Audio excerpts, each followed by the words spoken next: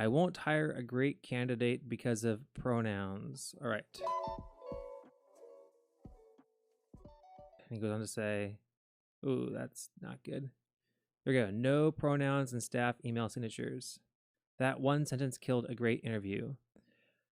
I recently interviewed a candidate for head of school at the School of Entrepreneuring. On paper, she was excellent, experienced, thoughtful, and aligned with our core values, project-based learning, student agency, and master-based learning. Towards the end, I shared a small but intentional policy: no pronouns in staff email signatures.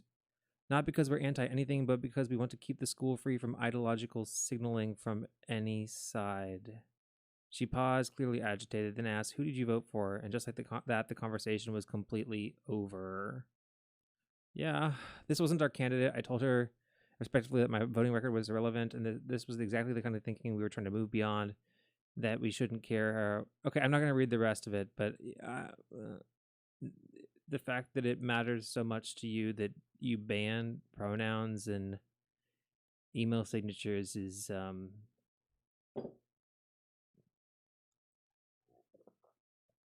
you want to keep the school free from ideological signaling. There's no real ideology behind including your pronoun and your signature for your emails.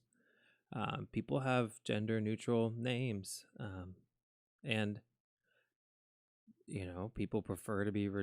I don't see how that's ideological signaling. Tell me if I'm wrong in the comments. I think it's a weird. I think it's a weird thing to kind of bring up as like your hard line in your job interviews, and also sounds like a made up story. It doesn't really sound like a real story.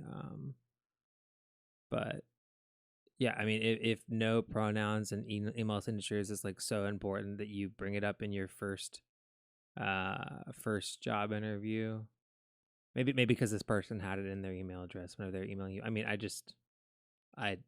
it's like the least problematic thing ever to make some of your people feel more included, and just use that as the thing that you use to weed out candidates. I think you're going to miss out on candidates because of it. So 10 out of 10.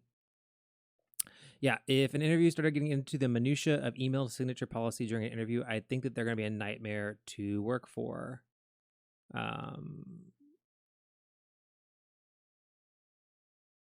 Yeah, it just sounds made up. Like this guy really wants people to know that he doesn't allow email signatures, pronouns. It doesn't sound like a real story. Okay. Well, that was LinkedIn Lunatics. That was 2 crazy things on this week's of LinkedIn, and probably controversial enough that people will disagree with me in the comments. I just think it's not a big deal to allow signatures to have pronouns. I think it's pretty docile. But if pronouns upset you, then whatever. Okay.